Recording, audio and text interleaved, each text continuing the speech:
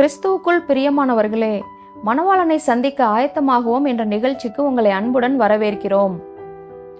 பிரியமானவர்களே, நம்முடைய கர்த்தராகிய இயேசு கிறிஸ்துவை சந்திப்பதற்கு நம்முடைய ஆவி, ஆத்துமா, சரீரம் எப்படிப்பட்டதாய் காணப்பட வேண்டும் என்பதை குறித்து தொடர்ச்சியாக பார்த்து கொண்டு வருகிறோம். நாம் இதுவரை 4 பதிவுகளை பார்த்திருக்கிறோம். முதலாவது பதிவில் தேவன் மனிதனை உண்டாக்கின விதத்தை குறித்து பார்த்தோம். 2வது பதிவில் இயேசு கிறிஸ்து சிலுவை வழியாய் நித்திய ஜீவனை மீட்டு தந்ததை குறித்து பார்த்தோம். 3வது பதிவில் தேவன் தந்த ஆவியை குறித்ததான காரியங்களை கற்றுக்கொண்டோம்.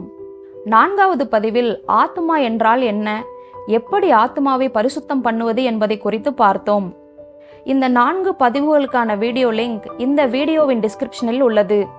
பார்க்காதவர்கள் அதை பார்த்துவிட்டு இந்த வீடியோவை பார்த்தால் தொடர்ச்சியாக ஆவி, ஆத்துமா, சரீரம் பற்றியதான சத்தியத்தின் மகத்துவங்களை புரிந்து கொள்வதற்கு பிரயோஜனமாயிருக்கும்.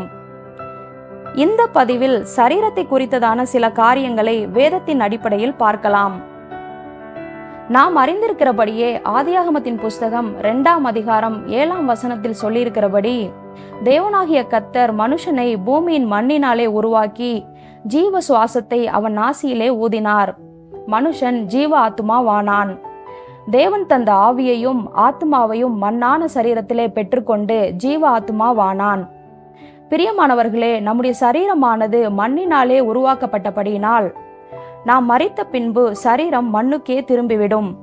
ஆதியாகமம் 3:19ஆம் வசனத்தில் சொல்லியிருக்கிறபடி தேவன் மனுஷனை நோக்கி, நீ மண்ணாயிருக்கிறாய், மண்ணுக்கு திரும்புவாய் என்றார். சரீரம் என்றால் என்ன என்பதை குறித்து பார்ப்போம். நம் கண்களால் நம்மை நாமே பார்த்து கொள்கிறோமே, இதுதான் சரீரம். நம் சரீரத்தை மாம்சம், உடம்பு என்றும் சொல்லலாம். நம் சரீரத்தின் மூலமாக தான் ஒருவரோடு ஒருவர் தொடர்பு கொள்கிறோம். எனவே சரீரமானது நாம் மற்றவர்களோடு தொடர்பு கொள்ள பயன்படக்கூடியவை. ஆவி நாம் தேவனோடு தொடர்பு கொள்ளவும், ஆத்துமா நாம் நம்மோடு தொடர்பு கொள்ளவும், சரீரம் நாம் மற்றவர்களோடு தொடர்பு கொள்ளவும் தேவனால் கொடுக்கப்பட்டிருக்கிறது. நம் சரீரத்துக்கு மிக முக்கியமான 5 உணர்வு உறுப்புகள் உண்டு. கண்கள், காதுகள், மூக்கு, நாக்கு, தோல் ஆகிய 5ம் உணர்வு உறுப்புகள் ஆகும். இவைகள் மூலம் நம்மை சுற்றியுள்ள உலகத்தை உணர்ந்து கொள்ள முடியும். இவைகள் நம் வாழ்வின் ஒருங்கிணைந்த பகுதியாகும். நாம் செய்யும் அனைத்து பாவங்களுக்குமே இந்த 5 உணர்வு உறுப்புகள் தான் காரணம். இந்த உலகத்தில் உள்ள அனைத்து பாவங்களையுமே 3 விதமான பாவங்களுக்குள் அடக்கிவிடலாம். முதலாவது கண்களின் இச்சை, 2வது மாம்சத்தின் இச்சை, 3வது ஜீவனத்தின் பெருமை. 1 யோவான் 2ஆம் அதிகாரம் 16ஆம் வசனத்தை வாசிக்கும் போது, ஏனெனில் மாம்சத்தின் இச்சையும் கண்களின் இச்சையும் ஜீவனத்தின் பெருமையுமாகிய உலகத்தில் உள்ளவைகளெல்லாம் பிதாவினால் உண்டானவைகள் அல்ல, அவைகள் உலகத்தினால் உண்டானவைகள் என்று எழுதியிருக்கிற வசனத்தின் மூலம் மனிதனின் வீழ்ச்சிக்கு இந்த 3 விதமான பாவங்கள் தான் காரணம் என்பதை புரிந்து கொள்ளலாம். முதல் பாவமாகிய தோட்டத்தில் சம்பவித்த பாவம் கண்களின் இச்சையினால் வந்த பாவம். ஏவாள் நன்மை தீமை அறியத்தக்க விருட்சத்தின் பழத்தை பார்வைக்கு இன்பம் என்று கண்டாள். மனுக்குலமே வீழ்ந்து போனது. இயேசு கிறிஸ்து இந்த பூமிக்கு வந்து ஊழியம் செய்த நாட்களில் இந்த 3 விதமான பாவங்களையும் ஜெயித்திருக்கிறார் என்பதை மத்தேயு 4ஆம் அதிகாரம் 1 முதல் 11ஆம் வசனம் வரை வாசிக்கும் போது புரிந்து கொள்ளலாம். ஜெயித்து முடித்த பின்பு திடன் கொள்ளுங்கள், நான் இந்த உலகத்தை ஜெயித்தேன் என்றார். பிரியமானவர்களே, இயேசு இந்த உலகத்தை ஜெயித்தது போலவே நாமும் ஜெயம் கொள்ளும்போது நம்மை அவரோடு கூட உட்கார வைத்துக் கொள்ளுவார். சரீரத்தை பரிசுத்தமாய் காத்துக்கொள்வது எப்படி என்று வேத வசனத்தை ஆதாரமாய் கொண்டு பார்க்கலாம். எபேசியர் 2ஆம் அதிகாரம் 8ஆம் வசனத்தில் வாசிக்கிறபடி, கிருபையினாலே விசுவாசத்தை கொண்டு இரட்சிக்கப்பட்டிருக்கிற நாம் ஜலத்தினாலும் ஆவியினாலும் பிறந்து மறுபிறப்பின் அனுபவத்தை பெற்றுக்கொண்டிருக்கிறோம். ஆவியிலே மறுபடியும் பிறந்திருக்கிற நம்மை நாம் ஆவிக்குரியவர்கள் என்று சொல்லுகிறோம். இப்படி ஆவியிலே மறுபடியும் பிறந்த நாம் சில நேரங்களில் பாவம் செய்து விடுகிறோம்.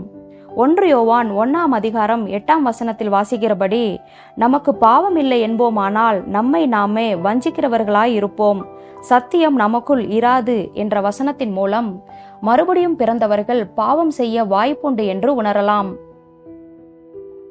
நாம் இப்படி சில நேரங்களில் பாவம் செய்து விடுவதற்கு காரணம் கலாத்தியர் 5:17 சொல்லியிருக்கிறபடி மாம்சம் ஆவிக்கு விரோதமாகவும் ஆவி மாம்சத்துக்கு விரோதமாகவும் இச்சிக்கிறது. நீங்கள் செய்ய வேண்டும் என்று இருக்கிறவைகளை செய்யாதபடிக்கு இவைகள் ஒன்றுக்கு ஒன்று விரோதமாயிருக்கிறது. இப்படி மாம்சமும் ஆவியும் ஒன்றுக்கொன்று விரோதமாயிருக்கிறது என்று பவுல் கூறுகிறார். காரணம் என்னவென்றால், நம்முடைய ஆவி உயிர்ப்பிக்கப்பட்டிருக்கிறது. அதாவது ஆவியிலே மறுபடியும் பிறந்திருக்கிறோம். ஆனால் நம்முடைய சரீரமோ அப்படியே தான் இருக்கிறது. அதாவது சரீரம் மறுபடியும் பிறக்கும் அனுபவத்தை பெறவில்லை.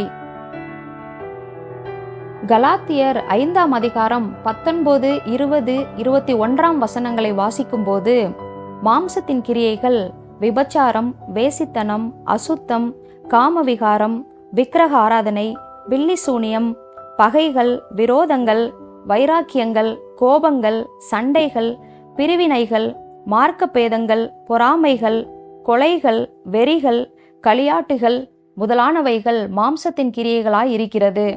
இப்படிப்பட்டவைகளை செய்கிறவர்கள் தேவனுடைய ராஜ்யத்தை சுதந்திரிப்பதில்லை என்று பவுல் சொல்லியிருக்கிறார். ஆவியில் மறுபடியும் பிறந்திருக்கிற நாம் நம்முடைய சரீரம் இன்னும் மறுரூபமாகாததினால் மாம்சத்தின் கிரியைகளாகிய இந்த பாவங்களை செய்ய நேரிடுகிறது. அப்படி என்றால் மாம்சத்தின் கிரியைகளாகிய இப்பாவங்களை செய்யாமல் இருக்க என்ன செய்ய வேண்டும் என்பதை வேத வசனத்தின் ஆலோசனைப்படி பார்க்கலாம். 1 கொரிந்தியர் 9:27 வசனத்தை வாசிக்கும் போது, மற்றவர்களுக்கு பிரசங்கம் பண்ணுகிற நான் தானே ஆகாதவனாய் போகாதபடிக்கு என் சரீரத்தை ஒடுக்கி கீழ்ப்படுத்துகிறேன் என்று பவுல் சொல்லுகிறார். கீழ்ப்படுத்துகிறது என்றாலே ஏதோ ஒன்றுக்கு இன்னொன்றை கீழ்ப்படுத்துகிறது என்று அர்த்தமாகும். இங்கு பவுல் தன் சரீரத்தை ஆவிக்கு கீழ்ப்படுத்துகிறேன் என்று சொல்லுகிறார். ஏனென்றால் நம்முடைய ஆவி உயிர்ப்பிக்கப்பட்டிருக்கிறது. அதனால் நம்முடைய சரீரத்தை ஆவிக்கு கீழ்ப்படுத்த வேண்டும். விபச்சாரம், வேசித்தனம் போன்ற பாவங்கள் எல்லாம் சரீரத்தின் கிரியைகளாகத்தான் இருக்கிறது. பவுல் தன் சரீரத்தை ஒடுக்கி கீழ்ப்படுத்துகிறேன் என்று சொல்வதாலேயே அவருடைய சரீரம் மீறுதலை செய்ய முயற்சி செய்திருக்கிறது என்பதை யூகிக்கலாம். இல்லையென்றால் அவர் தன் சரீரத்தை ஒடுக்கி இருக்க தேவையில்லையே. எனவே பவுல் சொல்வதைப் போலவே மறுபடியும் பிறந்த நாமும் நம் சரீரத்தை ஒடுக்கி ஆவிக்கு கீழ்ப்படுத்த வேண்டும். ரோமர் 8 வாசிக்கும் போது, மாம்ச சிந்தை மரணம், ஆவியின் சிந்தையோ ஜீவனும் சமாதானமுமாம். மாம்ச சிந்தை தேவனுக்கு விரோதமான பகை.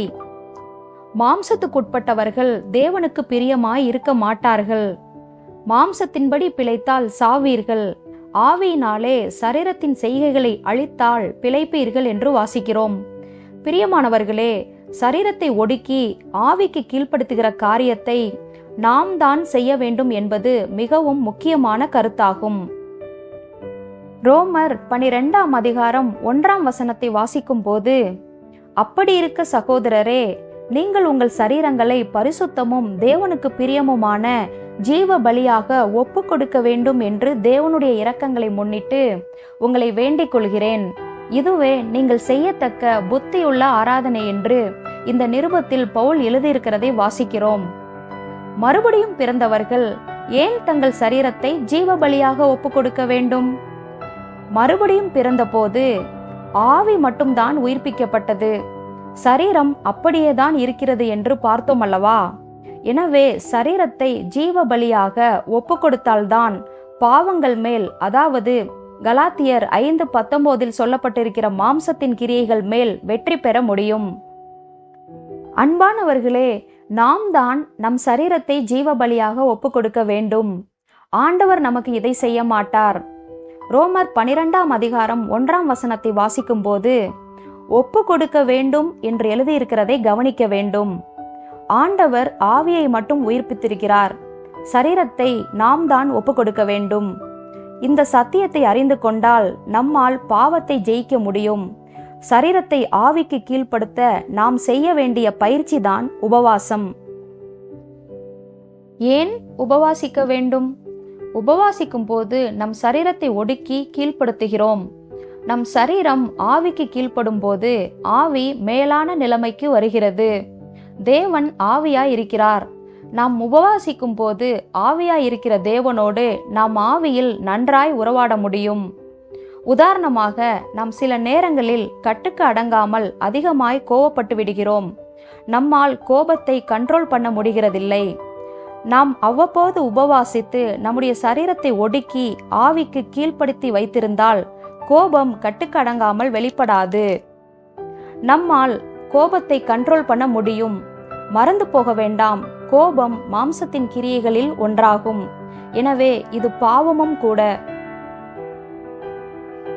ரோமர் 7ஆம் அதிகாரத்தில் பவுல் ரோமருக்கு எழுதும்போது இப்படியாக சொல்கிறார்: எப்படி எனில், நான் செய்கிறது எனக்கே சம்மதி இல்லை, நான் விரும்புகிறதை செய்யாமல் நான் வெறுக்கிறதையே செய்கிறேன். ஆதலால் நான் அல்ல, எனக்குள் வாசமாயிருக்கிற பாவமே அப்படி செய்கிறது. என் சரீரத்தில் நன்மை வாசமாயிருக்கிறதில்லை என்று நான் அறிந்திருக்கிறேன் என்று பவுல் சொல்லுகிறதை பார்க்கிறோம். எனவே நாம் தான் சரீரத்தை ஒடுக்கி கீழ்ப்படுத்தி ஆவிக்கு ஒப்பு கொடுக்க வேண்டும். இப்படி செய்வதன் மூலம் நம் சரீரத்தை கர்த்தருக்குள் பரிசுத்தமாய் காத்துக்கொள்ள முடியும். இதுவரைக்கும் நம் சரீரத்தை எப்படி பரிசுத்தமாய் காத்துக்கொள்ள முடியும் என்பதை வசனத்தின் மூலம் பார்த்து தெரிந்து கொண்டோம். பிரியமானவர்களே, நம் ஆத்துமாவையும் உயிர்ப்பிக்கப்பட்ட ஆவிக்கு நாம் தான் கீழ்ப்படுத்த வேண்டும். நாம் போன பதிவில் ஆத்துமாவிற்கு இன்னொரு பெயர் மனது என்று பார்த்தோம் அல்லவா? ஞாபகத்தில் வைத்திருப்பீர்கள் என்று விசுவாசிக்கிறேன்.